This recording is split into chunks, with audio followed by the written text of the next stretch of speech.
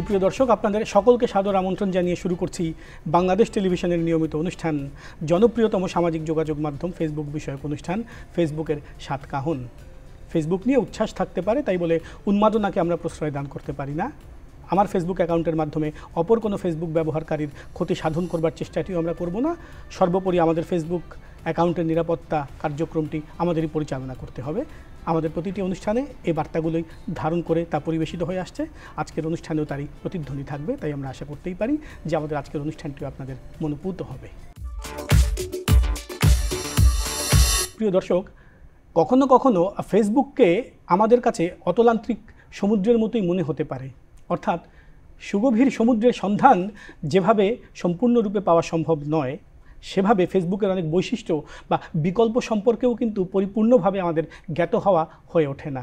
বিশেষ করে আমরা যারা নিয়মিতভাবেই ফেসবুক ব্যবহার করছি, তারাও কিন্তু ফেসবুকের অনেক বিকল্প বা অপশন ব্যবহার করে থাকি না। ফেসবুকের তেমনি একটি অপশন যেটি আমাদের জন্য খুবই কার্যদায়ক হতে পারে, সেটির নাম হচ্ছে প্রাইভেসি চেকআপ। এই প্রাইভেসি চেকআপ সম্পর্কে তরুণ প্রজন্মের ফেসবুক ব্যবহারকারীরা কতটুকু অবগত রয়েছেন সেটি জানবার জন্য আমরা চলে যাব তাদের কাছে। প্রাইভেসি চেকআপ হচ্ছে এমন একটি সিস্টেম যেখানে আমি চাইলে আমার ফ্রেন্ড লিস্টে থেকে আমি আমার মুভমেন্ট, অর্থাৎ আমি কখন কি করছি, আমার আপডেটগুলো আমি কাকে দেখাবো বা কাকে দেখাবো না, এটি আমি চাইলে প্রাইভেসি চেকআপের মাধ্যমে ঢুকে যে অপশনগুলো আছে একের পর এক আমি ওইখানে গিয়ে একটু কাস্টমাইজ করে এটা ইউজ করতে পারি। প্রাইভেসি যে চেকআপটা আমি সেটা ব্যবহার করি একমাত্র যখন আমি কোনো নির্দিষ্ট গুরুত্বপূর্ণ যে তথ্যাদি সেগুলো আমি শেয়ারের ক্ষেত্রে ব্যবহার করি, এবং আমি যে সকল ফ্রেন্ড রিকোয়েস্ট অর্থাৎ সকল ধরনের ফ্রেন্ড রিকোয়েস্ট যদি না পাই, এই ক্ষেত্রে আমি এটা ব্যবহার করছি।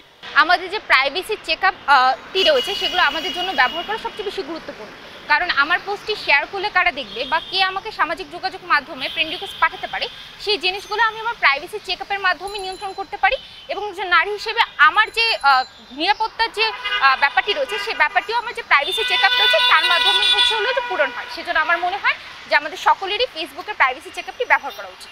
প্রাইভেসি চেকআপ ব্যবহার করি এই কারণ আমার ব্যক্তিগত অনেক ছবি কিংবা তথ্য আমি ফেসবুক অনেক সময় সংরক্ষণ করে থাকি, তো সেটা আসলে আমি কাউকে দেখাতে চাই না, কিংবা আমি চাই না যে অন্য কেউ এটা জানুক। তাই এই জন্য আমি সেটাকে অনলিমি করার মাধ্যমে প্রাইভেসি চেকআপ দিয়ে আমি সেটাকে সুরক্ষিত রাখি। তাছাড়া আমার ই কমার্স কিংবা আমার যে ফেসবুকে যদি আমি কিছু বিজনেস করে থাকি, তো আমার এই গুরুত্বপূর্ণ অ্যাকাউন্টটি যেন হ্যাক না হয়, সেই জন্য আমি প্রাইভেসি চেকআপের মাধ্যমে আমি 2 স্টেপ ভেরিফিকেশন কিংবা পাসওয়ার্ডকে শক্তিশালী করে প্রাইভেসি চেকআপটাকে আমি ব্যবহার করে থাকি। আমি ফেসবুকে কাকে আমার ফ্রেন্ড লিস্টে রাখছি, আমার পোস্ট কে দেখছে, বা হচ্ছে আমার ছবি আমার অনুমতি ছাড়া অন্য কেউ শেয়ার করছে কিনা, বা কোনো বাজে কোনো কন্টেন্ট তৈরি করার জন্য ব্যবহার করছে কিনা, এই কারণে আমার মনে হয় প্রত্যেক মেয়েরই ফেসবুকে প্রাইভেসি সেটআপ দিয়ে রাখাটা খুবই ইম্পর্টেন্ট। আমি কোন পোস্টগুলো শেয়ার করছি কিংবা কোনো ছবি শেয়ার করছি সেটা কে কে দেখতে পাবে, এই জিনিসটা কাস্টমাইজ করার জন্য আমরা প্রাইভেসি সেটা ব্যবহার করতে পারি। দেন যদি এমন হয় যে আমার অ্যাকাউন্টটা হ্যাক হওয়ার সম্ভাবনা আছে কিংবা আমার ব্যক্তিগত তথ্যগুলো চুরি যাওয়ার সম্ভাবনা আছে, সেক্ষেত্রে আমরা এটা পাসওয়ার্ড ব্যবহার করতে পারি, দেন সিকিউরিটি অ্যালার্টস ব্যবহার করতে পারি, এবং 2 ফ্যাক্টর অথেন্টিকেশনের মতো সিকিউরিটি যে চেকআপগুলো আছে এগুলো আমরা ব্যবহার করতে পারি। প্রিয় ফেসবুক ব্যবহারকারী বন্ধুরা, অতি সম্প্রতি ফেসবুক কর্তৃপক্ষ এমন একটি ব্যবস্থা সংযুক্ত করেছে যার মাধ্যমে আমরা আমাদের ফেসবুক পেজ বা প্রোফাইলের নিরাপত্তা বিধানটি আরও সুদৃঢ় করতে পারি, এবং এই বিষয়টি সম্পর্কে হয়তো আমরা সকলেই অবগত নয়। সেই জন্য আমরা চলে যাচ্ছি আমাদের এই অনুষ্ঠানের নিয়মিত ফেসবুক বিশেষজ্ঞ বা সামাজিক যোগাযোগ মাধ্যম বিশেষজ্ঞ জনাব নুরুন নবী চৌধুরী হাসিবের কাছে। হাসিব ভাই, বিষয়টি সম্পর্কে কি আপনি আমাদের একটু বিশদে ব্যাখ্যা করে বলবেন? ফেসবুক যেটা করেছে, আসলে সবসময় ফেসবুক চেষ্টা করছে তাদের যারা ব্যবহারকারী তাদেরকে প্রাইভেসিটা কীভাবে রক্ষা করা যায়, কী কী ধরনের সুবিধা দেওয়া যায়, তো তেমনই একটি আসলে বিষয় যুক্ত হয়েছে ফেসবুকে, সেটা তো প্রাইভেসি চেকআপ। এটার মানে হচ্ছে যেমন আমরা যারা ফেসবুক ব্যবহার করি, আমরা আসলে আইডি খোলার পর থেকে যেমন অনেকেই আমরা কিন্তু পাসওয়ার্ড চেঞ্জ করি না। আপনি আপনার আইডিকে যদি সুরক্ষিত রাখতে চান, এটা স্ট্যান্ডার্ড একটা নিয়ম যে আপনাকে অন্তত 3 মাস 6 মাস কিংবা 1 বছরে অন্তত একবার অবশ্যই পাসওয়ার্ডটা চেঞ্জ করে নেবেন। এটা আমরা অনেকে করি না, যার কারণে অনেক সময় আমাদের আইডি হ্যাকড হয়ে যায়, আইডি ব্যাহত হয়ে যায়। এটা কিন্তু একটা স্ট্যান্ডার্ড প্র্যাকটিস, আপনি অবশ্যই বছরে 2 বার অবশ্যই করাটা ভালো। এছাড়াও আপনি যদি মনে করেন ফেসবুকে আসলে আপনার পোস্টটা কে দেখবে, কাকে দেখাতে চান, আপনি কি আপনার শুধু বন্ধুদের নাকি পাবলিকলি দেখাতে চান, নাকি আরও ক্লোজ অন্য কাউকে দেখাতে চান। এর বাইরে মনে আছে আমরা ফেসবুকে নানা ধরনের বিজ্ঞাপন দেখি, আর আপনি কী কী বিজ্ঞাপন দেখতে চান, হতে পারে আপনি অনেক বিজ্ঞাপন দেখতে চান না যেটা হয়তো আপনার জন্য বিব্রত করে। এর বাইরেও অনেক রিল দেখি আমরা। এখন আপনার এমনও হতে পারে যে আপনি হয়তো এরকম অনেক অনাকাঙ্ক্ষিত রিল দেখতে চান না, তাহলেও আপনি সেটা চেক করতে পারেন। মানে মূল বিষয়টা হচ্ছে ফেসবুক আসলে আপনাকে এই নিয়ন্ত্রণগুলো করার জন্য সুবিধা দিয়ে রেখেছে। যারা ফেসবুক সেটিংসে গিয়ে প্রাইভেসি চেক করবেন, সেখানে এই অপশনগুলি পাবেন। সেখানে আপনি ঠিক করে দিতে পারবেন আপনি আসলে কি দেখতে চান, কি দেখতে চান না। এবং আপনার অ্যাকাউন্ট নিরাপদ রাখার জন্য, ওই যেটা বললাম, যেমন আপনি নিরাপদ রাখার জন্য আপনার পাসওয়ার্ডটা যদি নিয়মিত চেক করেন, তাহলে আপনি বুঝতে পারবেন আপনার আইডিতে আনইউজুয়াল, যেমন আমরা নিজেদের মোবাইলে লগ ইন করা অবস্থায় থাকি, কিংবা ব্যক্তিগত একটি কম্পিউটারে, কিংবা বাসার কোনো পিসিতে, কিংবা অফিসের পিসিতে লগ ইন থাকি, এর বাইরে আপনার আসলে এই ফেসবুকে কেউ লগ ইন করছে কিনা এটাও কিন্তু চেক আপ করা যায়। মানে মূল কথা হচ্ছে আপনি যদি আপনার ফেসবুকের নিরাপত্তা রক্ষা করতে চান, তাহলে প্রাইভেসি সেটিংসে গিয়ে এই অপশনগুলো দেখে নিজের মতো করে ঠিক করে নিন। তাহলে হবে কি, আপনার ফেসবুক আইডিটা অন্য অনেক আইডির চেয়ে অনেক সুরক্ষিত থাকবে, মানে আপনার নিয়ন্ত্রণে থাকবে। চাইলে কেউ আপনার আইডির নিয়ন্ত্রণ নিতে পারবে না। প্রিয় দর্শক, এই যে প্রাইভেসি চেক আপ, এর ধাপগুলো অনেক বিস্তারিত এবং অনেকখানি প্রলম্বিত আমরা বলতে পারি, এবং এটি সকলের পক্ষে আত্মস্থ করাটি সম্ভব হয়ে ওঠে না, এবং সমাজের ব্যস্ত মানুষ যারা রয়েছেন তাদের জন্য এটি অনেকখানি বিড়ম্বনারও বলে মনে হতে পারে। অর্থাৎ অনেকেই মনে করতে পারেন যে ফেসবুক ব্যবহারের জন্যে যদি এত বিষয় অবগত হতে হয়, তবে সেক্ষেত্রে ফেসবুক একটি ঝামেলাই বটে। আমরা চলে যাব একজন ব্যস্ত মানুষের কাছে। তিনি আমাদের বলবেন যে প্রাইভেসি চেক আপ বা এই ধরনের বিষয়গুলো তার ব্যস্ত জীবনে কতখানি অভিঘাত সৃষ্টি করে। প্রথম কথা হলো যে ব্যস্ত মানুষের পক্ষে এতগুলি স্টেপ জেনে বুঝে সিকিউরিটি মেনটেন করা হয়তো সম্ভব হয় না বা কঠিন হয়, কিন্তু আমি যদি ফেসবুক ব্যবহারই করি, যেহেতু আমাকে ব্যবহার করতে হয় সামাজিক যোগাযোগের ক্ষেত্র তৈরি করার জন্য অথবা আমাদের প্রফেশনাল কমিউনিকেশনের জন্য, আমাকে ব্যবহার করতে যখন হবেই, তখন আমাকে নিশ্চিত করতে হয় যে যাতে আমি পর্যাপ্ত সিকিউরিটি মেনটেন করতে পারি। এর জন্য যতটুকু সিকিউরিটি মেনটেন না করলে যে কোনো ব্যাপারে আমি সমাজের কাছে বিব্রত হতে পারি, বা আমার শেয়ার করার কোনো তথ্যের মাধ্যমে সমাজ বিব্রত হতে পারে, সেই প্রেক্ষাপটে আমার কিছু জিনিস জানতেই হয়, এবং ওইটুকু জেনেই আমার মনে হয় ফেসবুক ব্যবহার করা উচিত। ওই ক্ষেত্রে ছাড় দিলে, যদি কোনো অপ্রাসঙ্গিক বিষয় বা সমাজের জন্য বিব্রতকর কোনো বিষয় যদি শেয়ার হয়ে যায় ভুল করে, বা আমার কোনো গোপনীয় তথ্য যদি অন্য কারো কাছে চলে যায়, তাহলে নিঃসন্দেহে এটি একটি বিব্রতকর অবস্থা তৈরি করে। এজন্য আমি মনে করি যে আমাদের জন্য ব্যস্ত মানুষ হিসেবে এগুলো রপ্ত করা কঠিন, তারপরেও মিনিমাম যতটুকু প্রয়োজন তা রপ্ত করা উচিত, এবং এটা রপ্ত করেই সেটা মেনটেন করেই ফেসবুক ব্যবহার করা প্রয়োজন। বাংলাদেশ টেলিভিশনের প্রিয় দর্শক বন্ধুরা, এবার আমরা আপনাদের মতামতকে সম্মানিত করব। আমরা চলে যাব বাংলাদেশ টেলিভিশনের ফেসবুক পেজে, যেখানে আপনারা অনেক গুরুত্বপূর্ণ মতামত ব্যক্ত করেছেন। তা থেকে নির্বাচিত কয়েকটি পাঠ করে তার উত্তর প্রদান করব এখন। আমাদের একজন ফেসবুক বন্ধু, তার নাম শেখ মামুন রহমান, যিনি নিয়মিতভাবেই কমেন্ট পোস্ট করে থাকেন, তিনি আজকে কমেন্ট করে লিখেছেন যে আমরা দেখলাম যে কদিন আগে মা দিবসে অনেকেই ফেসবুকে মাকে নিয়ে অনেক পোস্ট দিয়েছে এবং ছবি পোস্ট করেছে। যারা এসব লোক দেখানো কাজ করেছে তাদের অনেকেই নিজেদের বাবা মাকে মোটেও ভালোবাসে না। বন্ধু মামুন রহমান, আপনি বোধ করি এই উক্তিটি করেছেন বা এই মতামতটি ব্যক্ত করেছেন আপনার একটি ধারণা থেকে। আপনি মনে করছেন যে বিষয়টি হয়তো বা সবার ক্ষেত্রে একই রকম। আমরা মনে করি তা নয়, কারণ অনেকেই তার বাবা মাকে, বা অধিকাংশ ক্ষেত্রে আমরা দেখতে পাই যে যারা তাদের বাবা মাকে ভালোবাসে তারাই কিন্তু ফেসবুকে এ ধরনের পোস্ট করে থাকে এ ধরনের দিবসে। হ্যাঁ, এ ধরনের দিবস, বিশ্ব মা দিবস, বাবা দিবস, এগুলো হয়তো বা আন্তর্জাতিকভাবে স্বীকৃত নয়, বা এগুলো কোনো ধর্মগ্রন্থ থেকে উৎসারিত কোনো দিবস নয়। তবুও একটি দিবসকে কেন্দ্র করে যদি বাবা বা মাকে সম্মান দেখানো কোনো পোস্ট আর অনেকের মাঝেই বাবা মার প্রতি শ্রদ্ধা এবং ভালোবাসার দায়বদ্ধতা সৃষ্টি করতে পারে, সেখানে ক্ষতি কী বলুন? আমরা এটিকে অবশ্যই নিরুৎসাহ দান করব না। ধন্যবাদ আপনাকে আপনার পোস্টের জন্য। মনির সুমন কমেন্ট পোস্ট করে লিখেছেন যে আজকাল দেখা যায় যে স্কুলের ছাত্রছাত্রীরাও গভীর রাত অবধি ফেসবুক ব্যবহার করে থাকেন। এক্ষেত্রে অবশ্যই তাদের নিয়ন্ত্রণ প্রয়োজন, এবং এই নিয়ন্ত্রণটি করতে পারেন পরিবারের চেয়ে বেশি তাদের শিক্ষকরা। এ বিষয়ে একজন শিক্ষাবিদের মন্তব্য শুনতে চাই। বন্ধু মনির সুমন, আপনার অভিপ্রায় অনুসারে এখন আমরা চলে যাচ্ছি একজন শিক্ষাবিদের কাছে, শুনে আসি তিনি কি বলছেন আপনার এই মতামতটি সাপেক্ষে। বাচ্চাদের উপর নিয়ন্ত্রণটা অবশ্যই পরিবারের বেশি থাকা উচিত, কিন্তু বাস্তবে আমরা কিন্তু দেখছি একটু উল্টো। বাহিরের বন্ধুবান্ধব, এমনকি শিক্ষক, তাদের প্রভাবটা আসলে বেশি কাজ করছে। ইদানিং বাচ্চাদের মধ্যে একটু চেঞ্জ আসছে, এবং আমরা যত মনে করি যে সামাজিক যোগাযোগ মাধ্যমে যতগুলো টুলস আছে, হাতিয়ার আছে, তার ভিতর কিন্তু সবচেয়ে গুরুত্বপূর্ণ হচ্ছে একটা ফেসবুক। ইদানিং আমরা বাচ্চাদের যে ফেসবুকের প্রতি যে আসক্তি, এটি শুধু দিনের বেলা না, এটি রাত অবধি পৌঁছেছে। বরং দিনের বেলায় তারা ভালো কাজ করে, কিন্তু রাত্রিবেলা তারা পুরোটা সময় নষ্ট করছে ফেসবুকে। তা আমাদের আসলে বাস্তব কথা হচ্ছে শিক্ষকদের গুরুত্ব বেশি, শিক্ষকদের কথা শোনে বেশি, কিন্তু আমরা শিক্ষকরা কি সেই দায়িত্ব পালন করছি কতটা, এটা নিয়ে প্রশ্ন থেকেই যায়। শিক্ষকরা শুধু কিন্তু পুঁথিগত বিদ্যা দিলে হবে না, তাদেরকে স্বপ্ন দেখাতে হবে, তাদের কোনটা উচিত অনুচিত এই বিষয়ে একটু বেশি কথা বলা উচিত। আমরা বলি আমরা যত শিক্ষা অর্জন করি, যতটা জ্ঞান অর্জন করি, আমাদের জ্ঞানের মাত্র 20% পাওয়া যায় প্রাতিষ্ঠানিক যে শিক্ষা প্রতিষ্ঠান থেকে, বাকি 80% কিন্তু হচ্ছে আসলে স্ট্রিট নলেজ। সেই স্ট্রিট নলেজের একটা অংশ হিসেবে অবশ্যই তাদেরকে যত বেশি সমৃদ্ধ করা যাবে ততই ভালো। তাই বলে ফেসবুক আমি খারাপ বিষয়টা এরকম না, এটা তো অনেকটা হাতিয়ারের মতো, যে একটা ছুরি দিয়ে এটা যদি কোনো সন্ত্রাসীর হাতে পড়ে তাহলে ছুরি দিয়ে মানুষ খুন হতে পারে, আবার সেই ছুরি ডাক্তারের হাতে পড়লে কিন্তু মানুষের জীবন ফিরে পায়।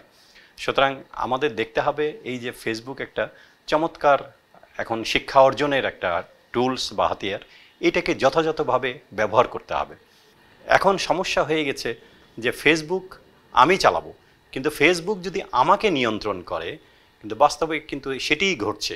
কারণ কেউ যদি আসক্ত হয়ে পড়ে, তাকে যদি রাতারাতি আমি বলি যে তুমি সম্পূর্ণ বন্ধ করে দাও, তাহলেও হয়তো হবে না।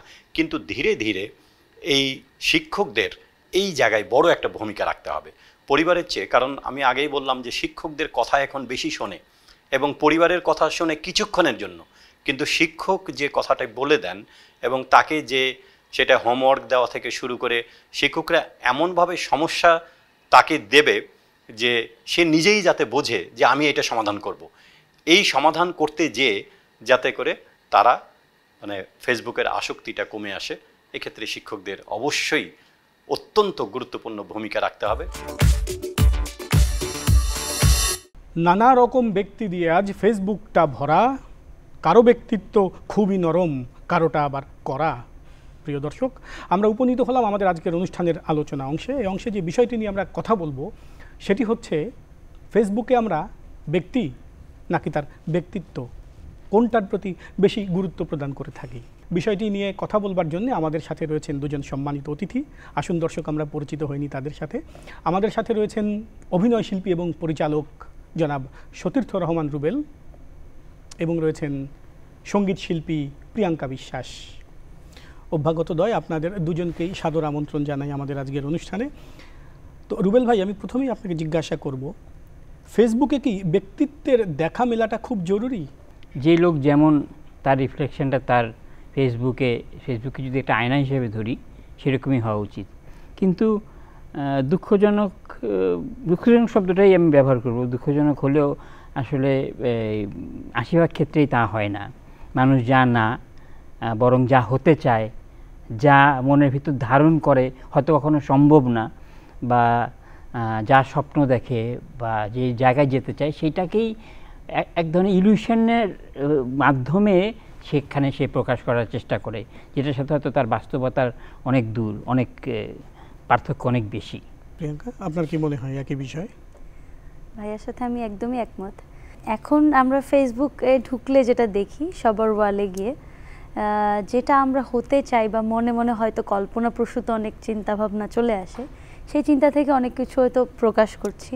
তবে ম্যাক্সিমাম মানুষের ফেসবুক ওয়ালে গেলে যেটা দেখা যাবে, যেটা সে ব্যক্তি জীবনে সত্যিকার অর্থে সে কিন্তু সেটা উপস্থাপন করছে না। সে যা হতে চায় বা যেরকমটা মানুষকে দেখাতে চায়, নিজের অবয়বটাকে বা নিজের বাইরের যে প্রকাশ ভঙ্গিটা, সেটা ওইভাবেই সে নিজেকে রিপ্রেজেন্ট করার চেষ্টা করে ফেসবুকে। আর সে আসলে ব্যক্তিত্ব এবং ব্যক্তি জীবনে সে কেমন, সেটা আমার মনে হয় যে 80% অন্তরালে থাকে। অনেকেরই ধারণা হয়, যেটি আমি নিজেও সেটি মনে করি, যে ফেসবুকে প্রতিদিন উপর্যুপরি যিনি পোস্ট দান করেন তার ব্যক্তিত্বের সমস্যা রয়েছে, আর যিনি খুব কম পোস্ট দেন তার ব্যক্তিত্ব খুবই সুদৃঢ়। তো এই বিষয়টির সাথে কি আপনি একমত কিনা? আমার মেয়েরা দার্জিলিংয়ে থাকে, এবার 7 দিন ঘুরে আসলাম। সো এটা আমার ডিরেক্ট কাজ না, কিন্তু আমার জীবনের একটা অংশ এবং ওতপ্রোতভাবে জড়িত একটা অংশ। ওদের স্কুল, ওদের এলাকা, ওদের সাথে আমার কাটানোর সময়, এটা আমি চাই ফেসবুককে দেখুক, বা আমার যা 20-30 হাজার ফলোয়ার আছে তারা দেখুক, আমার আত্মীয়স্বজন যাদেরকে আমি সবাইকে জানাতে পারিনি তারা জানুক, এরকম। বাট ওই যে আজকে গেলাম ওখানে, কাবাব ডান, বিরিয়ানি ডান, ওই ডান মানে নাই। হ্যাঁ, সে ওগুলো তো একান্তই নিজের, বিষয়। এই বিষয়ে আপনার মতামত কি? এটা সত্যি যে টুকটাক কাজের বাইরেও ধরেন একটা জায়গায় ঘুরতে যাওয়া বা নিজের পছন্দ বা নিজের মন যখন যেটা চায়, মানুষের মন তো আসলে এই যে মিনিটে মিনিটে যারা পোস্ট করেন, কিংবা যারা আরেক শ্রেণীর মানুষ আছেন যারা কন্টেন্ট ক্রিয়েটর, ইদানিং যারা ফেসবুক পেজ খুলে নিজেদেরকে প্রমোট করতে চাচ্ছেন, বা নিজেরা হয়তো ঘুরছেন ফিরছেন, নিজেদের ঘোরাফেরার ছবি বা আত্মীয় স্বজন নিয়ে বেড়াতে যাচ্ছেন, বা নতুন কোনো জায়গা অনেক জায়গা এক্সপ্লোর করছেন, ঘুরে বেড়াচ্ছেন, তাদের বিষয়টা একদমই আলাদা। কিন্তু যারা নর্মাল লাইফেও অনেক সময় হতে পারে যে আমরা একটা জায়গায় খুব এক্সেপশনাল বন্ধুবান্ধব নিয়ে ঘুরতে গেলাম বা একটা মুভি দেখতে গেলাম, সচরাচর হয়তো সেই কাজগুলো হচ্ছে না, খুব রেয়ার কারো জীবনে। রেগুলার যাওয়ার তো সময় সুযোগ হয় না, হয়তো 6 মাস পরে একটা মুভি দেখা হলো, বন্ধুদের সাথে আড্ডা দেওয়া হলো, সেই ছবিগুলো আমি পোস্ট করতেই পারি। বা আমার জীবনের একটা সফলতা ব্যর্থতা সব কিছু মিলেই একটা মানুষের জীবন, যে কোনো কিছু ছোটোখাটো আমার মন খারাপের কথাটাও আমি সবার সাথে শেয়ার করতেই পারি। এখানে সবাই যে সেটা নেগেটিভভাবে নিবে, এটা আমি আসলে ওটার সাথে একমত নই। তাহলে আপনার কথার সূত্র ধরে যদি আমি আপনাকে একটু প্রশ্নটা করি, আপনি বললেন যে চলচ্চিত্র দেখতে গিয়েছেন, সেই ছবি আপনি পোস্ট করেন অনেক ক্ষেত্রে, তো এমন কি হয় বিষয়টি যে সেই চলচ্চিত্রের যদি কোনো সমালোচনা আপনি তুলে ধরেন, তার মানে আপনি একজন অত্যন্ত সমালোচক বা বিদগ্ধ ব্যক্তিত্ব, আর যদি আপনি শুধুই সিনেমা দেখতে গিয়েছেন সেটি পোস্ট করলেন, তাহলে আপনি একজন শুধুই দর্শক বা একজন ব্যক্তি? ব্যাপারটি কি এমন? মতামত তো সব কিছু নিয়েই সবারই থাকতে পারে। যেমন আমি একটা চলচ্চিত্র দেখলাম বা একটা কাজের প্রশংসাও নিয়েও আমি লিখতে পারি, আবার কাজটার কোথাও হয়তো আমার ভালো নাও লাগতে পারে, সেটাও আমি লিখতে পারি। এখন সেটা নিয়ে সবাই যদি জাজমেন্টাল হয়ে যান, তাহলে তো বিষয়টা আমার কাছে মনে হয় না যে এটা রাইট। কোনো কিছু নিয়ে জাজমেন্টাল হওয়া যাবে না। মানে হঠাৎ করে যে কোনো একটা পোস্ট বা কোনো একটা ভালো মন্তব্য বা খারাপ মন্তব্যের মাধ্যমে আমরা জাজ করে ফেলতে পারি না। আচ্ছা রিবুল ভাই, আপনি তো একজন পরিচালক, তো নিঃসন্দেহে আপনাকে অনেকেই ফেসবুকের মাধ্যমে ইনবক্সে বা মেসেঞ্জারে অনেকেই তরুণ প্রজন্মের যারা রয়েছেন বা উঠতি অভিনয় শিল্পী যারা, অনেকেই কিন্তু আপনাকে অনুরোধ করেন যে ভাইয়া আমাকে আপনার যদি নাটকে সুযোগ দান করেন একটু বাধিত হব। অথবা প্রিয়াঙ্কাকেও হয়তো বা অনেকে বলতে পারে যে যদি আমাকে একটু সঙ্গীত শিল্পী হবার পথটি প্রদর্শন করেন তাহলে আমি কৃতার্থ হব। আবার এমনটিও হতে পারে যে কখনো কখনো প্রিয়াঙ্কাকে হয়তো বা নিশীথে তার কোনো একজন ভক্ত মেসেঞ্জারে তাকে হাই দিতে পারে। তো উভয় ক্ষেত্রে কি ব্যক্তিত্ব সম্পর্কে আপনাদের সন্দিহান হয়, ওই মানুষগুলোর ব্যক্তিত্ব সম্পর্কে যারা এই কাজগুলো আপনাদের সাথে করছে বা যেরকম অনুরোধটি করছে ফেসবুকের মাধ্যমে? যে কাজ করতে চায়, কাজ ভালোবাসে, সে কাজ খুঁজবে, কাজ চাবে, যাদের কাছে সে ডিপেন্ড করতে পারবে তাদের কাছে কাজ চাইতে পারে। মানে এটার মধ্যে ব্যক্তিত্বহীনতার কোনো জায়গা নেই, মানে আমি মনে করি না। কিন্তু লেভেলটা মেনটেন করাটা অনেক জরুরি, যে হাউ ফার আমি তাকে নক করব, হাউ ফার তাকে আমি এই ব্যাপারটা বলবো। আমি হয়তো বললো একবার ছবির কাছে দেখছি, আবার দিদি বলে ভাইয়া কী কতদূর দেখলেন, আমি এখনও প্রজেক্টটা আমার হাতে নেই, আমি 3 মাস পরে প্রজেক্ট নিব, তখন দেখি স্ক্রিপ্ট আসুক। আবার 1 মাস পরে ভাইয়া আমার কথা কি ভুলে গেছেন? তো তখন কিন্তু তার ক্যারেক্টার সম্পর্কে আমার ন্যাচারালি আমাকে একটু অন্যভাবে ভাবতে হয় যে আসলে ওর ক্যালকুলেশনটা কোন জায়গায়। ভাইয়া যেটা বললেন আমিও ঠিক একমত। আসলে মানুষের প্রকাশভঙ্গিটা বলে দেবে যে তার ব্যক্তিত্বটা কেমন। মানে একজন ভক্ত যখন আপনাকে মাঝরাতে মেসেঞ্জারে হাই লিখে একটি টেক্সট প্রদান করবেন অথবা আপনার সাথে কথা বলবার অভিপ্রায় ব্যক্ত করবেন, আপনি কি সেটিকে শুধুই ভক্তের আকাঙ্ক্ষা বলে এটিকে বা ভক্তের নিবেদন বলে গণ্য করবেন, নাকি তার পশ্চাতে অপর কোনো কারণের অনুসন্ধান করবেন? হঠাৎ করে জাজমেন্টাল হওয়া যাবে না যে কোনো কিছুতেই। ভক্তরা তো ভক্তের জায়গাতেই, তাদের জন্যই আসলে আর্টিস্ট বা যারা কাজ করছে তারা, ভক্তরা না থাকলে আমরা তো আসলে কিছুই না। তবুও বলবো যে ওই যে প্রকাশভঙ্গিটাই বলে দেবে যে তার ব্যক্তিত্বটা কোথায়। সে আসলে আমাকে কথা বলার জন্য বা হাই হ্যালো অনেক সময় পাঠান, সেটা মাঝরাতে পাঠাবেন না, দুপুরবেলা পাঠাবেন না, সকালে ঘুম থেকে উঠে অনেকে পাঠান আপু গুড মর্নিং, আমি আপনার একটা গান দেখলাম ভীষণ ভালো লাগলো। এটাও একটা বহিঃপ্রকাশ। এটা সকালে ঘুম থেকে উঠেও এরকম অনেক এসএমএস পাই। এমনও হতে পারে যিনি হাই পাঠালেন রাতে উনি হয়তো আমেরিকা থেকে পাঠিয়েছেন। হ্যাঁ, সেটাও হতে পারে, সেটাও হতে পারে। তো সেই কারণে বললাম যে হঠাৎ করে জাজমেন্টাল হওয়া যাবে না কোনো কিছুতে, তার সাইডটা আমাকে দেখতে হবে। সে বারবার আমাকে বিরক্ত করার জন্য কাজটা করছে কিনা, অনেকে ইন্টেনশনালি করে থাকেন। অনেক সময় হয়তো আমরা রিপ্লাই দিচ্ছি না বা টেক্সট সিন করছি না, হয়তো আমি ঘুমিয়ে আছি বা আমি কাজে আছি, সেই রাগ থেকে ক্ষোভ থেকে অনেকে অনেক বাজে রকমের কথাও লিখেন ইনবক্সে, আপনি কেন এত অহংকারী, কেন এসএমএস দেখেন না বা রিপ্লাই করেন না।